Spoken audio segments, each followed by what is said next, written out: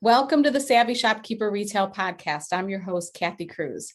I am happy to say we are continuing with the Shopkeeper Story series. This time, I think I mentioned it in the first episode with Brittany, we're interviewing lab members this time. We're shaking things up. In the past two series, I interviewed Master Shopkeepers members, and then I realized, why am I not interviewing some of the makers and the artists in our community? Because we have so many talented people, which is a really good segue into what I'm going to talk about next. And that's Rachel, who's with us today, Rachel Alvarez of Rachel Alvarez Art. Although formerly she was known as the Naptime artist, and I think it's such a charming name. I'll let her explain that in a little bit, but Rachel has been part of the Savvy Shopkeeper community since early on. I think since I first started the group. So I was really excited that she agreed to come on and speak with me because I'm always in awe of her talent, and she's looking at me. So I should say I'm always in awe of your talent. So Rachel, why don't you tell us just a little bit about yourself and what you do? We'll start there because I have so many things I want to say and ask, but let's get started with who you are and what it is that you do. Okay, well, thank you for that kind introduction. I live on the Eastern Shore of Maryland, and I am a watercolor artist. I have a retail shop, Rachel Alvarez Art, that I sell art prints, note cards, stickers, and also original work. I do commissions on occasion when people want something specific painted. And then I also have the wholesale side of my business, which is kind of how we became introduced with one another. As you mentioned, I was the naptime artist for a little while. My son is now 8 years old, but when he was 2 is when I started my journey back into art. And so at that time, I was just painting during the brief moments each day when he was taking his nap. And that is how this all began. And you pretty much everything that you do is out of your home studio and online, correct? With the exception of maybe like a market event that you sell in person at. Yes, that's correct. I really haven't done a lot of market events. I did participate in the National Folk Festival, which happened to be hosted in my hometown, which was amazing. But I think for me, I just find more joy in keeping it here at home. Although I love the personal interaction that happens at events like that, it's a little bit too much work at this point in my life to participate in the market events. And so we'll see, maybe in a different chapter I'll go there. Because your kids are how old now? They're 6 and 8. Okay. So we're still in the thick of it. They're definitely getting to the ages where they're starting to be a little bit more independent, but it is still a bit of a challenge to juggle it all, to be honest. And have you always been an artist? Well, I grew up in a very artistic family, and art was something that was kind of at the core of everything that we did. I have a lot of family members who were in artistic careers. And so I knew when I was going into college that I was definitely going to major in art, which I did. But I think that towards the end of my college trek, I got nervous about the thought of becoming a full-time artist. It was just something I didn't know I could do successfully. And I didn't know if I could really make a living at it. And so I ended up going into retail management. So I was in corporate retail management for about 15 years. And then I became a stay-at-home mom. And I was kind of going through a little bit of an identity crisis because I had tied up so much of who I was in what I was doing. And all of a sudden I wasn't doing that anymore. And my husband actually was, even though he had never seen me paint, he knew that was part of my history. He's the one that encouraged me to pick up my paintbrushes again. And that's kind of what happened. I picked him up again, and then I got addicted and couldn't stop. I guess I'd waited so long to finally get to my art that when I finally did get around to it, I just really, really got into it. So it's been about 8 years then. It's about 7. Yeah. Okay. 7. And then how did you shift from picking up the brushes and becoming that artist again? Although I'm sure you've been an artist all along, but just actually getting back into that kind of work, into creating a business. Like, tell me about that journey. How did that play out? Well, it's funny that you asked because that was something that in a million years I could have never guessed would happen. So, about 6 months into painting every day during my son's nap times, I ended up having quite an accumulation of paintings. And so I had a local coffee shop offered to feature some of my work, and some of it sold. And it was a great event, an awesome, jump start to getting back into art. But I had some art left over. And so I set up an Etsy shop under the Naptime artist with all of these little oil paintings that I had left over from that show. And shortly after that, I received a commission request through Etsy for someone that lived in, I think, Wisconsin or Michigan, and she wanted to have saltwater taffy painted, like a food illustration of saltwater taffy, because it had some kind of significance with her relationship and she was getting married. And so I painted it for her. And then it occurred to me that there was a local saltwater taffy company just 30 minutes away from me at the beach that was a historic and famous saltwater taffy company. So I emailed them and asked if I could paint their brand. And they, of course, said, sure, we'd be happy to let you paint it. But in return, we'd just like to hang copies of the paintings in our corporate offices. Well, I had never done a print of my artwork at that point. And so I had to figure out how to make a print for her, prints of these 3 paintings. And when I went to deliver them, she was so excited that I had these prints for her office that she asked if she could carry note cards, postcards, and art prints in all 7 of their locations. So this was about 6 to 8 months into me starting to paint again. I had my first wholesale and I had to really kick it into gear. And she was actually the one that started to have a place where her customers could come and find my artwork by looking at the back of the packages of the art that I was delivering for her for the saltwater taffy shops. So that's how it all started. It was Wow. quite fast, actually. Wow, that's awesome. Are you still on Etsy? I am still on Etsy. I actually do quite a bit of business through Etsy, and I love that it gives me an opportunity to connect with people that I wouldn't have ever met. It's totally random orders, and I feel like I get to know people even though I don't really get to know them. It's a really neat way to sell. And I love that you say that, because that was one of the things that I wanted to make sure we touched upon, and it was going to come up later, but because you mentioned it, I am in other Facebook groups with you, and you're such a good storyteller and a connector.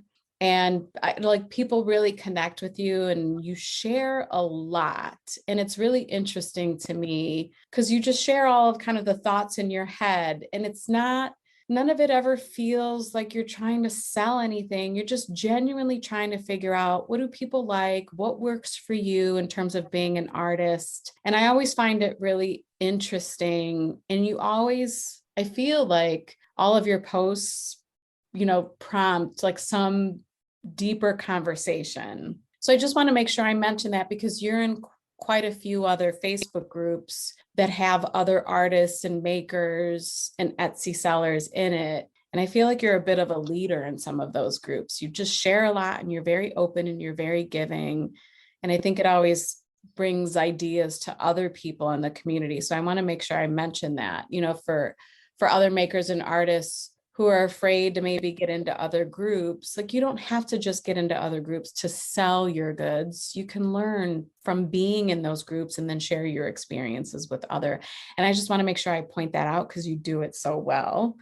Do you remember how you found the Savvy Shopkeeper group? Because we had a free group at the time. If you're new listening on the podcast, you may not have known that. I don't have the free group any longer. But Rachel was one of the first members, I feel, that came into the Savvy Shopkeepers Facebook group. Do you remember how you found it or how we found each other? I was asking myself this question yesterday, and I was trying to remember back to how I was ever connected with the group, and I couldn't remember, but I will say that the reason why I decided to join the free group was because I'm always trying to look at how to problem solve in my business. And, I think it's as important as the product itself to figure out how to help to meet the need of the people who are buying it. So for me with wholesale, it's one of the main pillars of my business. I'm always looking to figure out, okay, what is a pain point of a retailer? And how is there a way that I can help to ease that for them? And it's a unique challenge sometimes because I'm selling note cards and stickers and art prints. It's not like I'm changing the world, but in that world, I want to be the best that I can be. And if I can package my items in a certain way that is easier for them to process for their inventory, or if I can present my work in a certain way that makes their store the most beautiful that it can be on that shelf, then to me, that is being successful, because I want to not just sell the artwork, I want to be able to help them to be able to sell the artwork. And I think we're all in it together. We're only successful because of each other. And so when I'm in your group and I see certain people ask certain questions, it sparks in me the opportunity to think, okay, this person and these people who commented after are all sharing in this struggle. How can I, as a maker, then use that to be better at what I do so that when they order from me, if they order from me, they won't experience that struggle from me. So I think that's what's always prompted me to participate in your group, is to just be able to see the other side of things, which is such a gift to me as a maker. It's very hard to see that other side of things without having an avenue, and you provide that avenue. So I appreciate all that you do. Yeah. And I appreciate you because I feel like the same way. There's mutual respect here. I feel like you're such a gift to our community. And I really appreciate that. And I'll never forget at the time when I decided to close the group, the free group, and I said that I would have a subscription group. There were some people that weren't happy with me and, were very vocal about it. And I'll never forget you. I don't remember the exact, I wish I would have gone back to look for it, but I remember you said, like, listen, the gist of it was, Kathy provides value with this group, and in the insight that I get from being surrounded by retail store owners, it's priceless, and I'm sticking around for that. And, it actually kind of schooled me on the topic. I never looked at it that way. And I was grateful that you said that. And of course, grateful that you stuck around and you stayed in our community.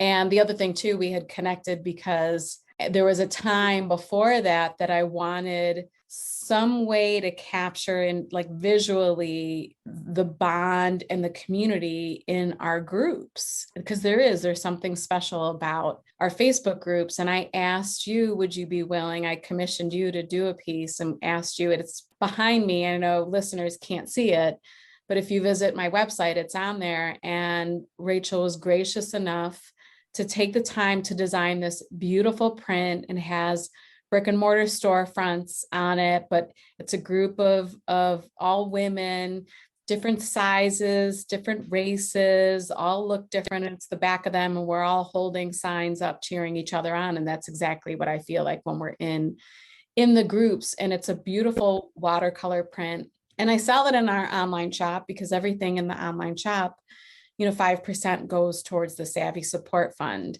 But I reorder from you whenever I run out of the prints, and hopefully I'll order many more. And what I love about it is I get to support the makers in the group, and we get to add funds to the Savvy Shopkeeper Fund, and it all works out beautifully.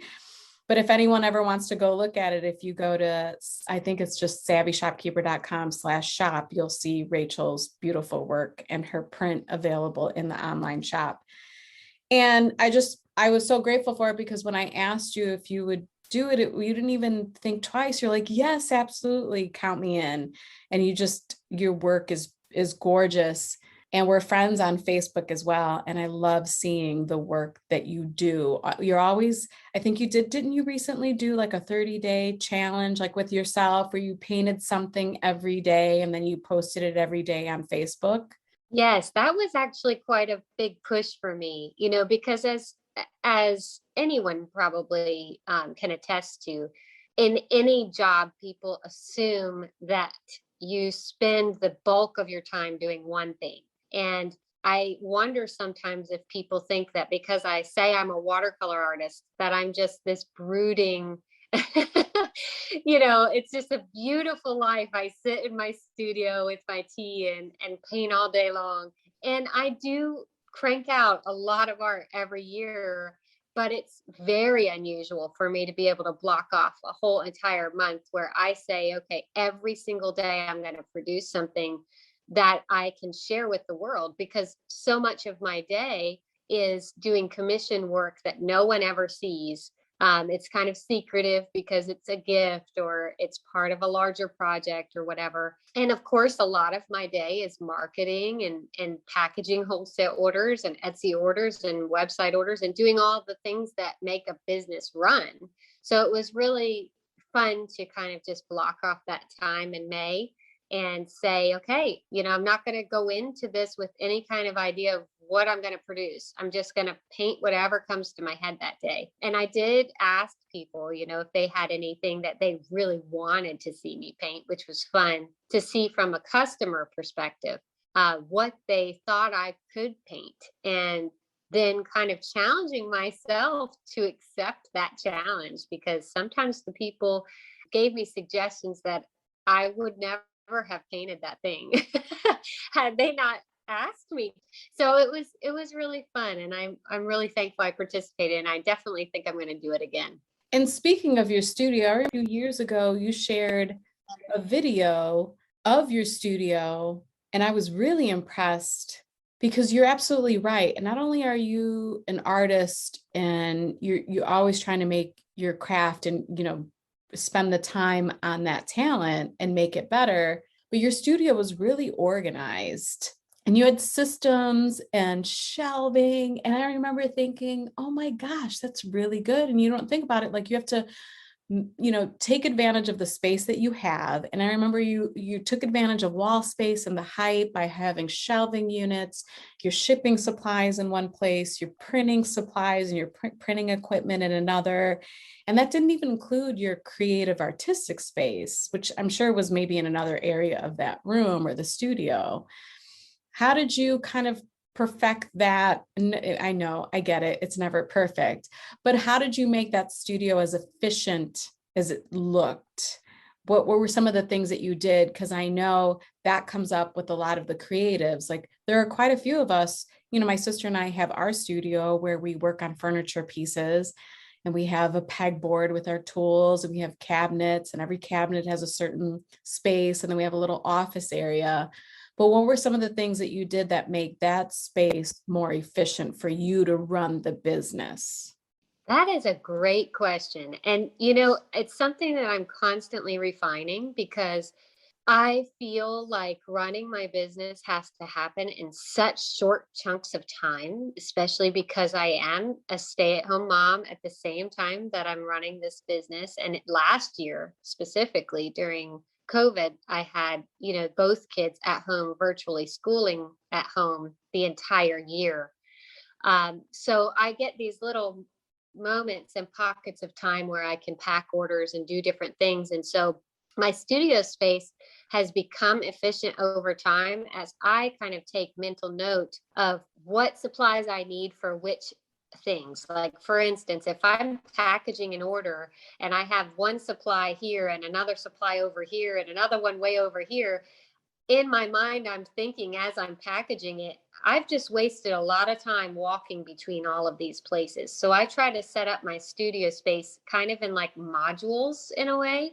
That was something that we did a lot in retail, actually, in corporate retail. I worked for Barnes and Noble corporations, and they were constantly streamlining their processes because they were, to be honest, always trying to have the least amount of people working at any one time. So I kind of think that some of that is a nod to my retail background, and my desire to be organized is just to be able to save time. So I've kind of gotten in the habit at the beginning of every day of cleaning up my area a little bit. And then also again at the end of the day, making sure that things are in some kind of order so that when I start, it's not like I'm walking into any kind of chaos. And how much has your business grown over the past 7 years? I feel like I've seen, oh goodness, I guess maybe I've seen like 4 or 5 years of your journey. That's why I know you're active in Facebook groups. That's why I know about your studio. Plus, you're active in our group. But how much of it has grown and has it surprised you? Yeah, the growth of the business has been surprising. I think that, when I first started, I didn't know what was going to become of it because I was still so in the thick of being a new stay-at-home mom. I didn't have a lot of time on my hands. And I'm so thankful that in the last 6 or 7 years, the business has grown at the rate that I can sustain it. There have, of course, been moments when I needed to, hire help with our kids, or I needed to take a step back from the business. But all in all, it has grown year over year. Last year was an interesting situation because, of course, prior to COVID, so much of my business was in the wholesale side of things. And then a lot of shops, of course, were forced to close during COVID. So I was really nervous about the business, to be honest, over the last year. But thankfully, the retail side of things actually made up for that sufficiently. So there were a lot of people, I believe, that were at home, that were doing work around their homes and looking for art and things to cheer them up. And so thankfully, the ebbs and flows between retail and wholesale kind of resolved themselves. And now I'm seeing that wholesale's picking back up again. And it's really encouraging because from the back end side of things as a maker, when I see that happening, it helps me to see that we're getting back on track and that things are starting to be a bit more of a new normal, if you will. And for the retail, the brick and mortar store owners who do buy wholesale, what is exactly that you offer? I know what it is, but I want you to share with everyone. What are some of your most popular products that you sell? Because you sell a substantial amount of wholesale items to store owners. What are your, top 3 products? Well, the first category, top number one, is definitely the 50 States series that I completed. That is a watercolor series that started as a commission request that ended up being a 5.5 month long process of painting all 50 states in watercolor. And then because of that series, it became art prints, note cards, and stickers. So those have really done well in shops, specifically shops that are in areas that have a lot of tourism. So that's been a wonderful part of the business. But I also have designed some kind of quirky greeting cards and things that also kind of speak to our current situation of being separated from each other. A lot of my work is nostalgic in nature. So I think that during this time, people have wanted ways to say that they're missing their family. And so a lot of my work says that in one way or another. And are you still doing commission? I feel like you did commission pieces where you would do watercolor art of the front of someone's home or the front of someone's business, a storefront. Are you still doing those too? Yes, I do those. I don't take on as many of those as I used to. I absolutely love doing them though. It's so specific what people ask for in a commission, and that part of my business really feeds my soul because, like, for instance, last week I received an email from someone who would like me to do a special painting for her mother. Her mother took over the role of being her son's caretaker during COVID, and he was doing virtual school from home. And her mom was the one that was kind of guiding him through this virtual schooling. And this woman came home from work one day and snapped this picture of her mom standing behind her son at his school desk in his bedroom. And she was just helping him with something on the computer. And in the email, the woman said, my mom gave up everything to spend the last year at home with my son so that I could work. And I just want to capture this moment in time and honor her. And I sent back this emotional email back to her and just said, oh my goodness, I can completely relate to this. I definitely would be thrilled to work on this piece for you. It would be an honor to, work on it for your mom. So there are just these moments of connection that happen with commissions that are very unique. And it really drives kind of the emotional part of my business. Yeah, I can see how that would feed your soul. Totally. And, the other question that I wanted to ask you is, since you do work out of a home studio and you do pretty much everything online and you really don't participate at, many in-person events, what are some of your best marketing tips for artists and makers like you? And, what are the things that seem to work other than, it's funny because you use the word connection and I use the word connector for you.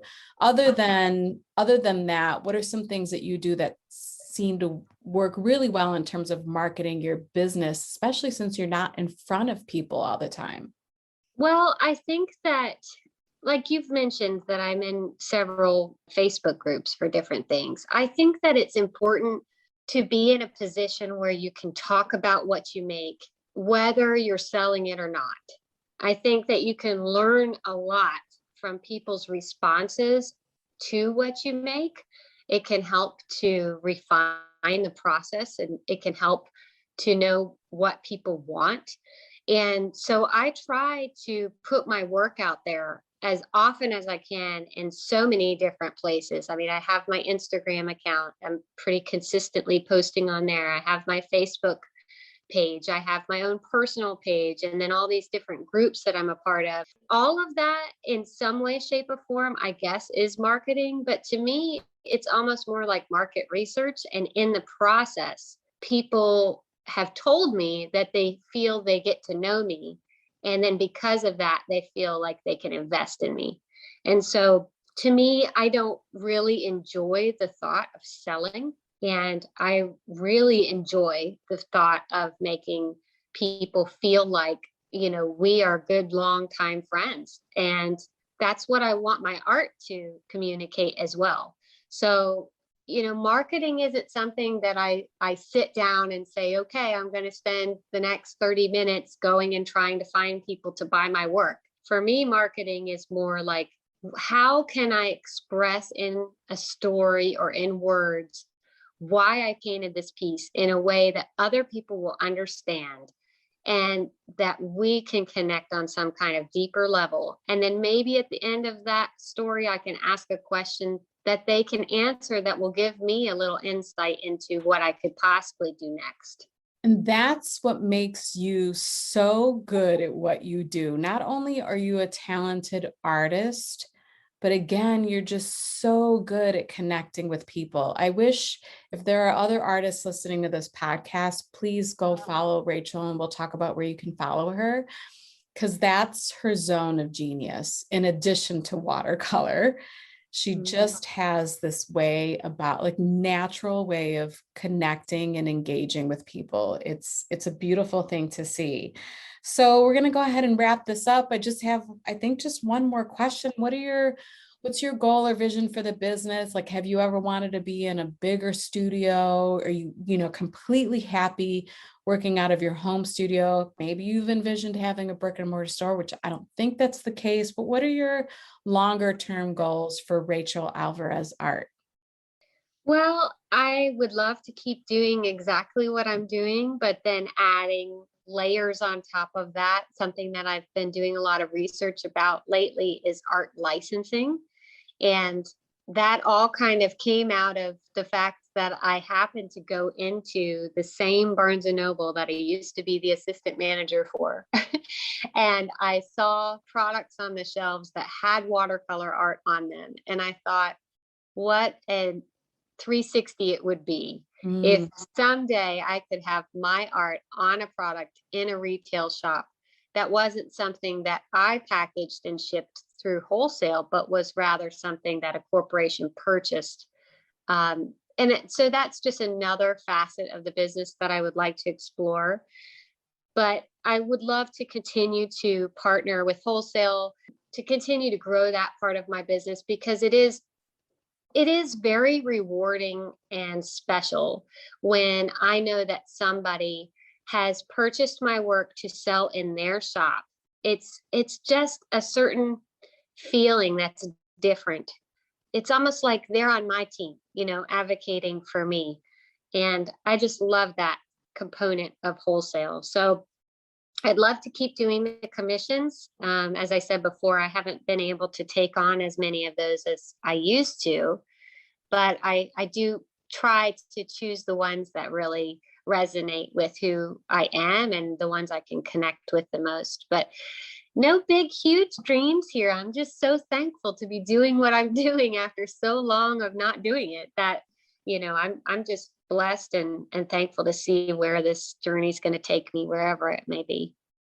I love it. I love it. And I even had a note here to talk about licensing, because I can't wait to see that happen. I can tell you're already manifesting that, and I know I'm going to see it happen. So I'm excited. I'm excited for you. So aside from being in the group and being in the group for so long and just, getting to understand and connect with retailers a little bit more, is there anything else about being in the shopkeepers lab that has been helpful to you, or running your business? Or is it mostly just like the connection and the conversations, which is great too?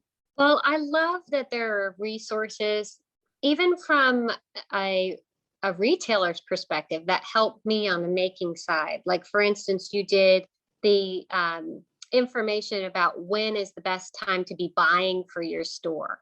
Well, information like that is helpful to me as a maker, because that helps me to have a schedule of how I should be willing to get my artwork done in a certain period of time so that it can be ready to be put onto a wholesale platform in time for someone like you to purchase it. So there's so many different things that you put out in the group and on the website that are specifically directed at the people who have brick and mortars, but they're helpful to me as a maker, because it kind of helps me back up a little bit in my own work and think about, okay, if that's when buyers are buying, then this is when makers should be making. Genius. So, so smart. So you just mentioned like wholesale platforms. Why don't you tell everyone where are you other than Etsy? And are you on Etsy as Rachel Alvarez Art, or how do people find you first on wholesale platforms? Well, I am on Fair as Rachel Alvarez Art. I'm also on Abound as Rachel Alvarez Art. I have my own personal website, which has wholesale information, and I do accept wholesale orders through my website. I just take the tax portions off and do it as a custom order through there, and that's Rachel Alvarez Art. And then on Etsy, I'm the naptime artist. Awesome. And then where do you like to spend most of your time on social media? Facebook or Instagram? I like Instagram. I mean, I do like Facebook, but I love Instagram for its visual component, of course. So on Instagram, I'm Rachel Alvarez Art as well. All right, everyone, go follow her, especially if you're an artist or you just want to be inspired by her beautiful work or just her beautiful way to connect. Rachel, I can't thank you enough. I was so excited when you agreed to come on and do this interview, just because I think you give a really different perspective about running a business out of your home online, without really connecting with people in person. It's just very unique, and it's been beautiful to watch. So I just want to say thank you for being here. And I hope everyone goes, follows you or orders from you or all of those great things. I appreciate you being here.